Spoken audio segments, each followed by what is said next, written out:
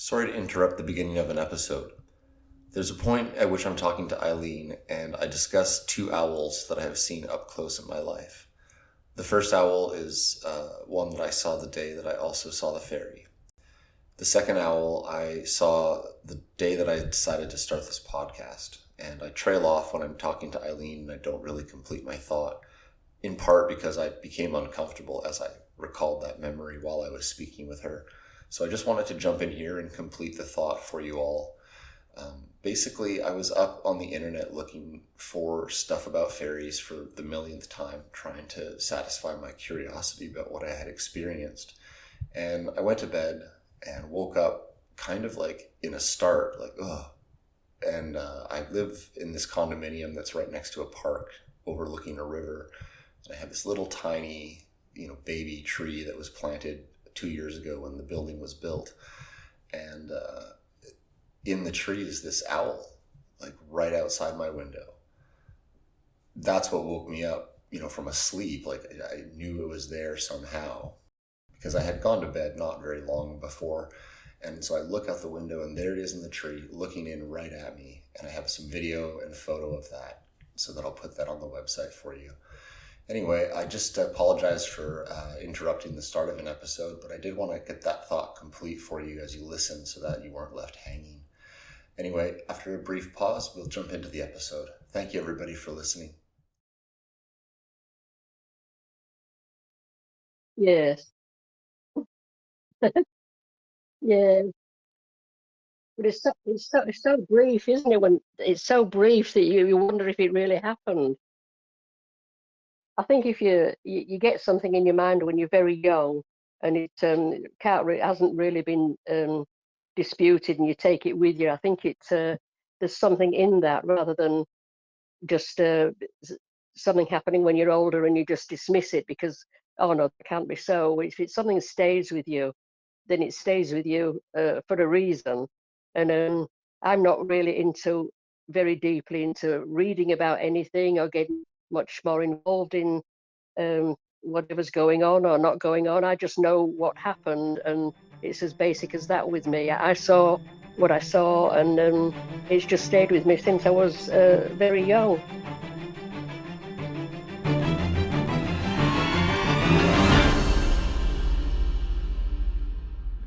Yes, and many children see them too. About 75% of the world's children today are being born with etheric vision. And when your children talk with people and have daydream playmates, the chances are they are actually speaking to some of these people. Because these angels or angelic forces or nature spirits, as they're often called, will often make themselves seen. Whatever it is, it looks every bit like a fairy and very little like anything else. But seriously, it kind of looks like a fairy. Just kind of doesn't look like your standard moth. I know that the paranormal is real. Listen. But I wasn't going to make this video until I looked a little bit closer and I realized after it lands behind my bench, it disappears. And it just vanishes. And in fact, I went outside to look, to try to find it, to see if it was trash, to see if it was a bug, to see if it was a leaf, like trying to figure out what it could be, and it was gone. It just vanished. What's that? Yeah. What's what? Yeah, look. Right up there. Insect or something. Is that an insect? Let's have a look.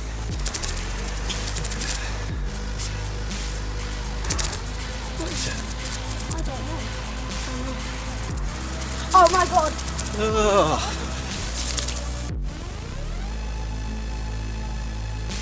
What happens to people who cut down fairy thorns? Did you see it? Huh? Did you see it? Yeah, me and him saw it. What'd you see? It was like a big creature. A big creature? Yeah, like around 10 feet tall. I'm not going to BS you guys. One of my partners said they saw something fall out of the sky too, so that's why I'm kind of curious. Did you see anything land in your backyard? But the paranormal is real. Is it?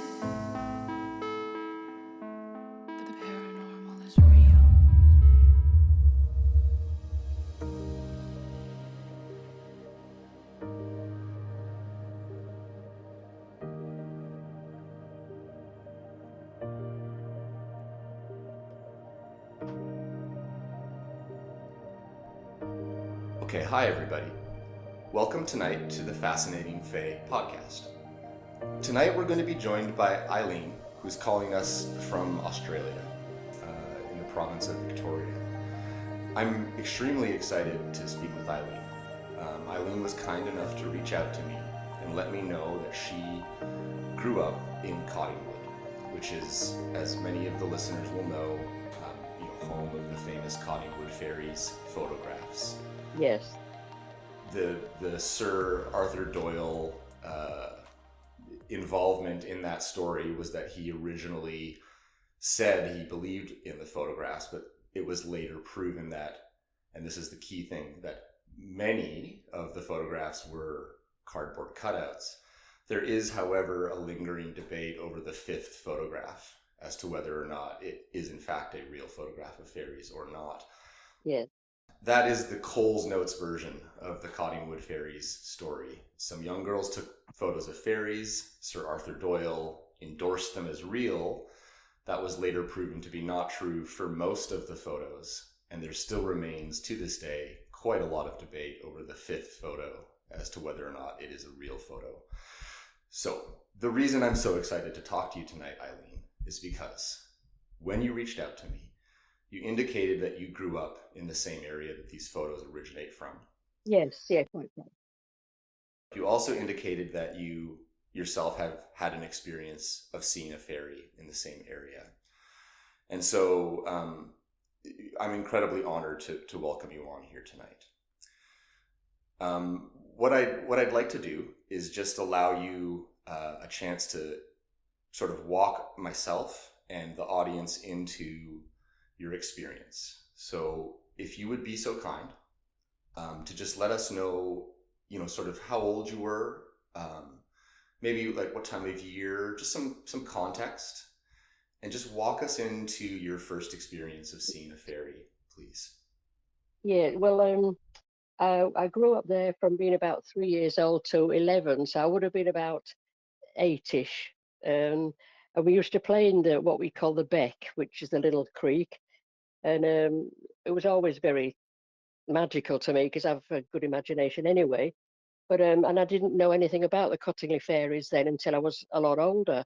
But when you think you see something, but you're not sure, you tend to dismiss it, and we just get that fleeting something at the corner of your eye and think, oh, what was that?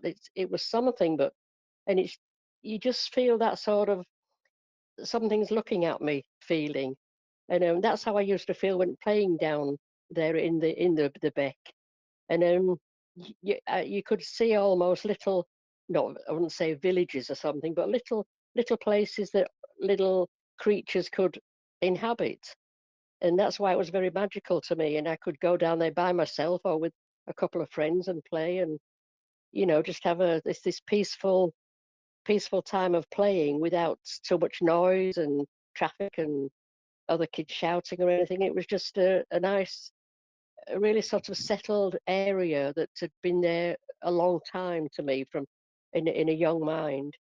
That's how I thought of it. It was just a really settled ancient here, which I didn't realize then, but now I think it's an ancient area that has been so special. And I always remembered that because then hearing about the Cottingley Fairies when I was much later, I thought, oh, goodness, and I grew up there, and my address was on the little estate we lived in, Cottingley Estate, and it just all sort of came together then. And of course, I saw the photographs, and I think, to me, I think it was true, and I think they are real because they've never been dismissed. And I think in such as the movie that was made, a fairy tale, I think it was. I think the children had to, or whoever made those paper ones, to be found to dismiss the whole thing and get the paparazzi, as they were in them days, off their family, who was very ordinary people, and to take the highlight away from them because it was getting a bit out of hand. And I think they made those to be found and dismiss the whole thing. But I think really it was true for the girls, and I think the photographs were true because that sort of camera I've seen that sort of camera. We had one, an old box camera, and you can't fiddle with them like you can with the fancy things these days. And for young girls to go and just snap here and there, and to get the pictures they did, wouldn't it would be so easy to do that, but not easy to make up something that wasn't true. They wouldn't stand a lot of paper cutouts there and take a picture. They wouldn't think to do that. So I think the picture was true, and I think they tried to dismiss it. And I think it was there in that area, and I think maybe the fairies left there. I really don't know. I'm just conjecture now, but probably just had to leave the area to until the air cleared and they could go back to their peaceful life when everything had died down. But that's how it was for me. It was just a magical place and really something special about it. And I hope I did see something, but I'd like to think I did, but you just never know. But yeah, I'd like to think I did. Eileen, thank you very much for telling us a little bit about your background. And in my excitement, I think I was saying Cottingwood, but I do know it's the Cottingley Fairies. Oh yes, Thank you for correcting me there. When we were talking earlier, I think I mentioned to you the briefness with which my encounter occurred. And so I do understand, some of the reluctance to know what you've seen, even though you had experienced it. When you say that you would like to think that you have seen something, are you able to, for the audience and just for myself out of curiosity, are you able to remember any more details about what you did see? Any type of appearance details, anything about color, anything at all really that stands out for you? Well, it wasn't really a color. Excuse me. It wasn't really a color. It was like you see something in the corner of your eye, something moving, and so you look, and for a split second, there's sort of something there, but it's just gone in a blink because maybe you've looked that way, and so it wasn't really a color. It was more of something or some little thing moving, and then just it was gone. So more like a little figure rather than a color. How old were you when the Cottingley Fairies photos were circulating, when that was a popular media event in the UK at the time? Well, when I wasn't born when there were actually the Cottingley Fairies were seen or came about. I was this would have been in 1958 when I was about 8 years old, when I used to go down to the Beck. So this was the First World War, quite a few years before my time. So it was still going on then, and all that. And I mean, as I say, I said before, I hadn't heard of the Cottingley Fairies and all what that controversy that went on until I was much older. So when I used to go playing in the Beck, it was just natural to feel it was special and magical and peaceful, and you'd see a little something or a splash in the water, and not think anything of it. It was just natural. I didn't think, oh, I've seen a fairy, but you've seen or slightly glimpsed something that was sort of beyond my young imagination, because I'd never heard yet of the Cottingley Fairies. But when I did hear of them much older, it seemed to all make sense then. Fascinating. I've been to certain outdoor places and indoor places, actually. Some churches come to mind, and some other places of worship that I've been to that are indoor places come to mind that contain a certain feeling. And I've certainly been in outdoor environments that contain a certain feeling. And it's a feeling of it's hard to describe, but it does feel as though there's something, for lack of a better word, magical about a particular place. Yes. And so this Beck that you're describing, could you maybe just help myself and the audience members understand what is a Beck a little bit more, please? The Beck. Well, the Beck is like a little stream, or as we say in Australia, they call it a creek. or what's another word for it? The creek really, or yeah, just a little stream, and they get a little bit wider where they're just runoffs from the main river that's maybe nearer the big town, and that was just a Yorkshire word for them, the beck, and you just that's all I knew it as when I was growing up. We used to play in the beck, and it was not too deep and not too slippery or dangerous, and it was just fun to be there. I see. Like a little stream running through the neighborhood, or I understand. Yeah, through the woods. Yeah, through the woods, through the wooded area. Yeah.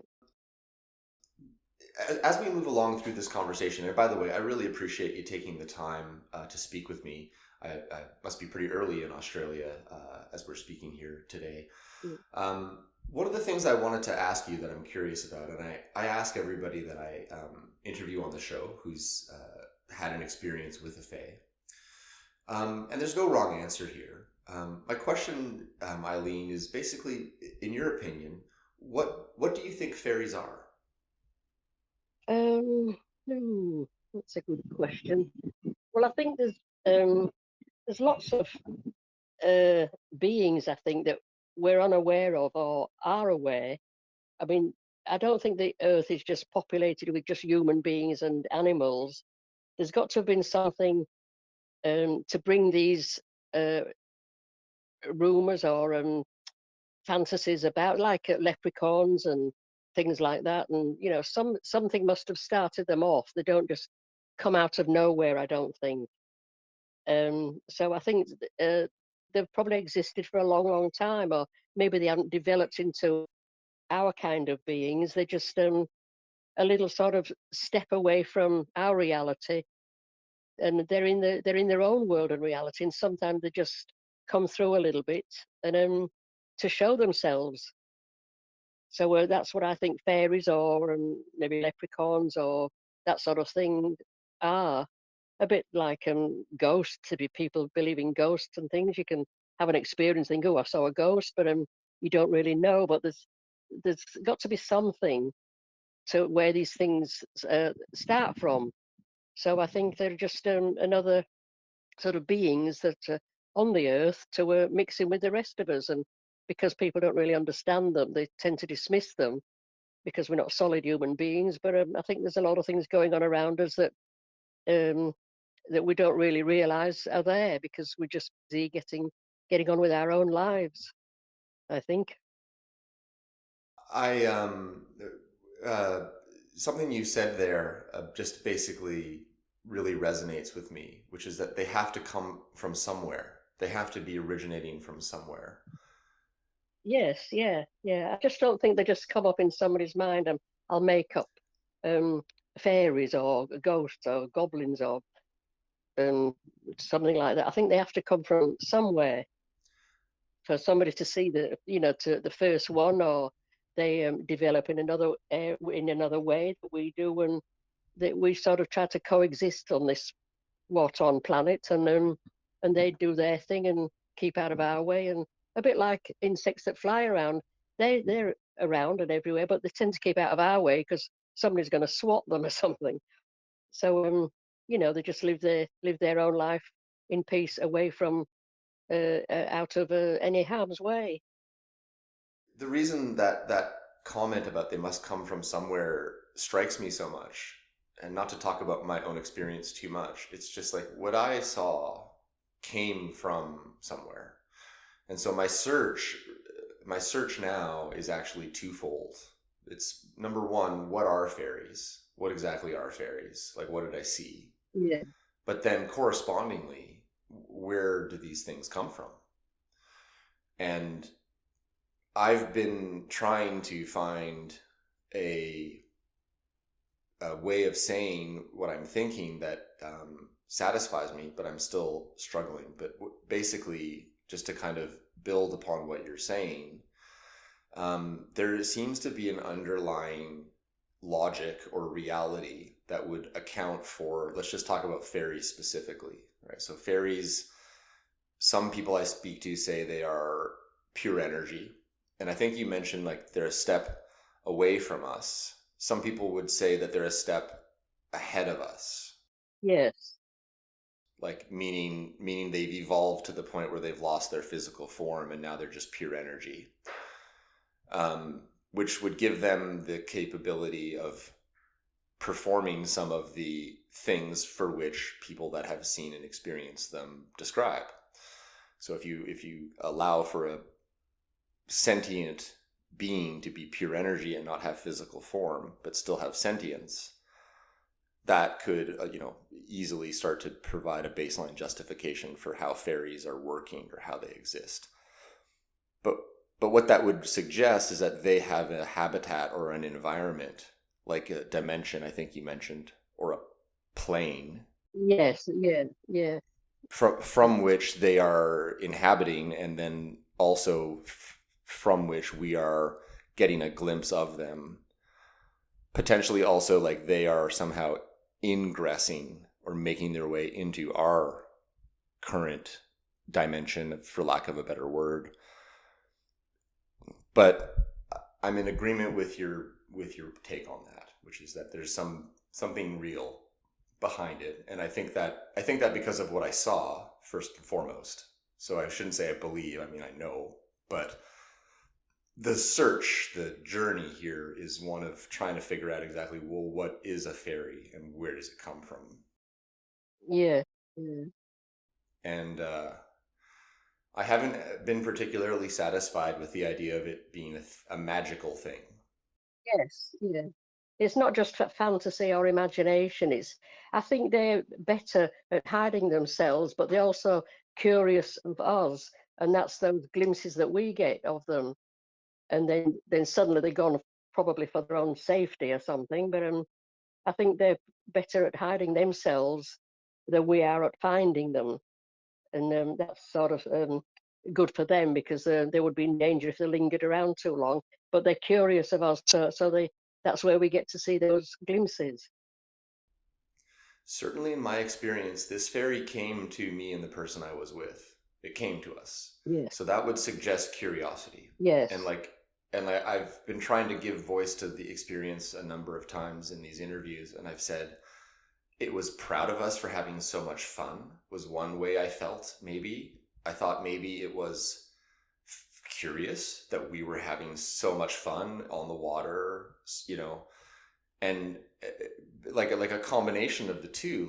Like so, if there is some thing about fairies that likes people or is curious about people in certain moments, yes, it certainly would suggest that might be how or why I was able to, I don't want to say that I did the right set of things and it could be recreated and you would see a fairy, but maybe everything was just right at that moment that let the fairy, that let, such happiness, such a perfect sunset, such nice weather, such a nice day beforehand with someone I loved, in one of those carefree and truly happy moments, which we get so few of in life.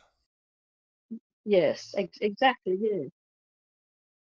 Well, not a creature, but something that would be curious, would feel safe in coming into that sort of a happy, peaceful, gentle environment, as it did when I was playing an 8-year-old with other kids or by myself, because it was just happy and laughing and giggling and a safe, pleasant environment to just pop out in and have a look what's going on. They're not going to turn up in a crowd of rowdy people, having a fight or something, obviously. But they I think probably they may sense a nice atmosphere to just pop through and see what's going on, if it's pleasant enough to just show themselves for a split second. So maybe that's the similarity of why it happens in those situations where it's just a really nice time to just pop through and see what's going on. I've thought about this so much, and earlier that day we had been in the forest. The place where the boat was anchored is in this beautiful, pristine kind of no man-made structures. This nice bay with a provincial park, and we had seen an owl in the day earlier, just like a few feet from us on the trail in a low limb on a tree. And it sat there and looked at us. I mean, we were clearly looking at this owl, and it was looking at us for a prolonged period of time. We actually left, went all the way up the trail, came back, and the owl was still there. And my partner at the time was brought to tears the second time she saw it. And I actually sort of left her alone with the owl for a while because they were having a moment. And it would just appear to be looking like right at her. And I know that that's not necessarily related to my fairy encounter later, but it was in and of itself a super weird part of the day.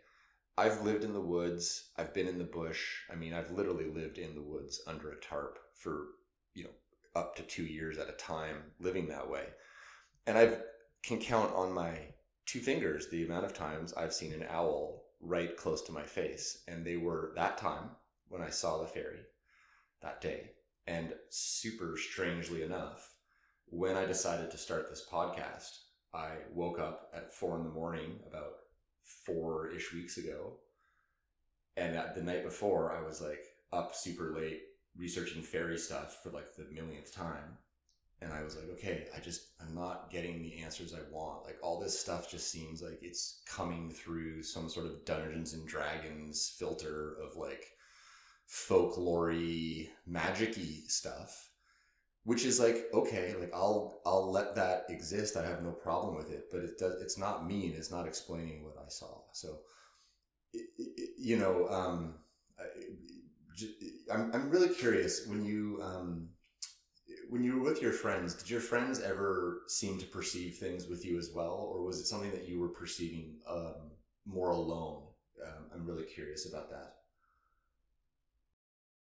Well, it's difficult to say because it happens so quickly, and when you're so young, you don't really think, "Oh, look over there, there's a fairy," and you all see it. It doesn't happen that way. But you'd see things sort of plop in the water, and you'd all look, and some would say, "Oh, it's a little fish or something," but I always thought of it as something a bit more than that. So I don't know if it's just me or, but yeah, some sort of kids are a bit more, I suppose you'd say, down to earth, or it depends on how you're brought up as well. I think if you allowed an imagination to be open, not just to imagine fantasy things, but to be open to that wasn't just a fly, you'll sort of take notice more, whereas other kids are just splashing around enjoying playing in the beck, and then I'd be creeping off behind little stones and wood and little shrubs and things to see if I could see more. Of course, you don't, because they're not going to sit there waiting for you. But yeah, it's down to the individual, I think. But I was sort of aware of it, so I just kept it to myself, so I didn't get ridiculed or mocked or something, by the kids. When you saw it out of the corner of your eye, was there a feeling that came with it? Did you have an emotional feeling or a feeling inside your body that came with that? I'm just curious. Yeah, well, I would say so, yes, but probably not realizing at the time. But as I got older and heard about them, I realized you'd see it in the corner of your eye, and you didn't want to look too quickly because you knew it would go. And as it did, when you finally looked straight on. So I think, oh, what's that? You try to see it and make more of it in the slight vision you have of it to make more of it, but it's difficult. So you look, and then it's gone in a flash, but something was there. It's just not going to linger there while you look at it full on. But as part of my journey of understanding here, one of the things that has come up outside of fairy culture. So when I say fairy culture, I mean like books about fairies, the fairy census, the Cottingley Fairies story. This is all fairy culture. Outside of fairy culture, there's some quantum physics stuff that's really interesting. Like it's recently been determined in the past, I think, sort of 2 years or so, that our nose is not smelling particles of what we're smelling. So like if you have some cinnamon, you're not really smelling particles of cinnamon. Our nose is in fact a quantum instrument able to detect the quantum vibration of the molecular structure of cinnamon.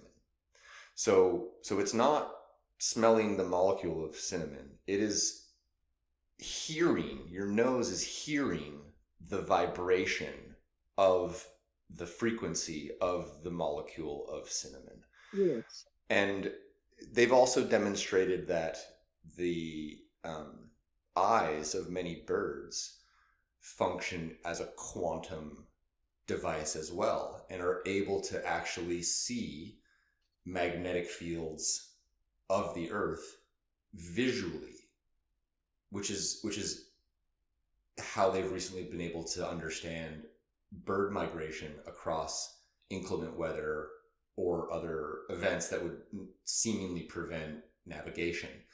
It's actually been determined that robins and other small birds contain quantum detecting capabilities within their eyes. So I think that perhaps we as human beings have quantum vision, and we clearly have quantum smell. That's a given. That's our baseline, is we are smelling at a quantum level every single moment of every day. Yeah. And so if that's true, it will further be revealed, in my opinion, that we have quantum faculties elsewhere. Our nose is quantum, so our ears may have some quantum faculties. Certainly our eyes do, is my perspective. And then our cells, our brains themselves can also potentially contain quantum faculties. This would explain people in history being able to be in one place and then teleport to another. If you have quantum faculties, as a human being, like if you are able to engage with the quantum realm in that way, that becomes possible. So, the start of the understanding is we have a quantum nose, and animals certainly have quantum eyes. There's not been sufficient study on the human eye to determine the quantum vision capabilities, but when you talk about seeing something out of the side of your eye or the corner of your eye, yeah. Also children allowed to have an imagination or not tend to, before a certain age, have a, what I think is a undisturbed quantum vision going on. Yes. Well, I know. Sorry. Please go. No, I don't mean to interrupt. Please go ahead. I'd love to hear your thought. Well, I was just going to say, when I was that age, 8, 9-ish, I've always been extremely short-sighted. I mean, I didn't start to wear glasses till I was about 10 or 11 years old, when they realised I was really short-sighted at school. So when I used to go down to these places or play and see that glimpse of whatever I saw, well, let's say a fairy, I shouldn't really have been able to see what I saw because I was so short-sighted. Yet that was as clear as just seeing something flit off the corner of my eye. But yet to see something much normal and nearer than the people, I was very short-sighted. But yet I saw what I saw. Out of the corner of my eye. That wasn't difficult to see at all. Interesting. Mm. As we get towards signing off here tonight, I do want to thank you again, Eileen, for coming on. I know it can be difficult to give voice to the details of these encounters, especially one that's occurred a very long time ago. So I really appreciate you speaking about it in honesty. Albeit limited, your recollection is still important for people to hear. Yes. And many of your thoughts and ideas are also very valuable, because I don't think that anybody has a fairy, in a jar on their desktop that they're studying. So no one really knows any truth about this at all, is my perspective. And, my ramblings about quantum physics and stuff, it's just I'm a 44-year-old man who saw a fairy. So I'm trying to bring it back down to earth as best I can and not make it about magic, but make it about science. However, having said that, the idea that magic was a way of understanding these things prior to the invention of, quantum detecting scientific instruments is totally valid. Like, there was a point in human existence where there was no microscope, right? And there was a point where there was no telescope, etc. So it's hard to dismiss entirely magic as the justification. I just think that maybe magic and quantum physics are somehow one and the same, or maybe it's different languages talking about the same phenomena. And so, I just love having these conversations and hearing the different perspectives, because no one's the authority, in my opinion. And there seems to be not enough about fairies out there that is contemporary anyway. So. Yes. Yeah. Eileen, as I let you go, would love to hand the mic over to you for any final thoughts or comments for the audience, just before we let you go here today. I don't think so. I think I've sort of said it all, but I think if you get something in your mind when you're very young, and it hasn't really been disputed, and you take it with you, I think there's something in that, rather than just something happening when you're older and you just dismiss it because, oh no, it can't be so. If it's something that stays with you, then it stays with you for a reason. And I'm not really very deeply into reading about anything or getting much more involved in whatever's going on or not going on. I just know what happened, and it's as basic as that with me. I saw what I saw, and it's just stayed with me since I was very young, and that to me is enough evidence, if you want to put it that way. I feel like that's very valid. I spoke last week with a woman named Monique, who has carried an encounter experience for more than 50 years, and she feels almost very much the same way as what you just described there. And so for that reason, I really do appreciate you coming on, and I think it's very brave of you to speak plainly about what you can recall. And I'm sure that the audience will be thrilled to hear your perspective coming from the Cottingley area in particular. Yes. Yeah, that was interesting. Fascinating. Anyway, Eileen, a big thanks to Eileen from all of our human and non-human listeners tuning in tonight to the Fascinating Fae podcast. Very welcome. For the audience listening, just remember that if you've had an encounter and you'd like to be on the show, shoot me an email at encounters@fascinatingfae.com, or just drop me a line on Messenger or Instagram. Either way works for me. Just get a hold of me. And so with that, big thanks again to Eileen for coming on the show tonight. Eileen, I hope you have a great night. Thank you so much for being here. I really appreciate it. Thank you very much. The same to you. Have a good night. Thank you.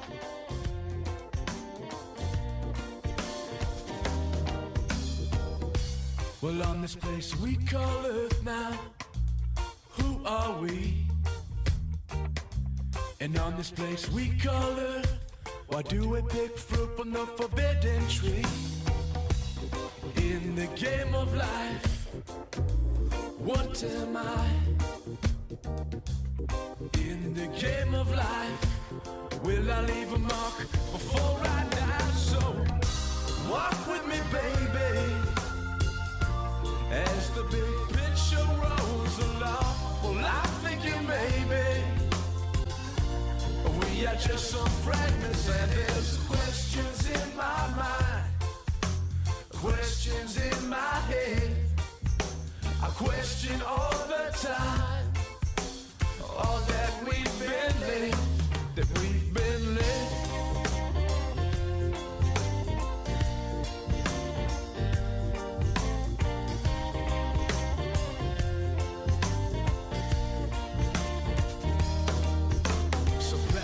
What you preach, and preach what you believe.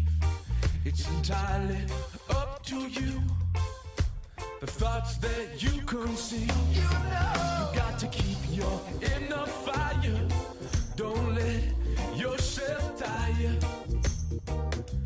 and let your mind travel to the place that you desire.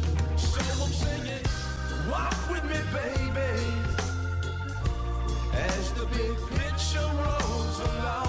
Well, I'm thinking maybe we are are just some fragments, and there's questions in my mind, questions in my head. I question all the time.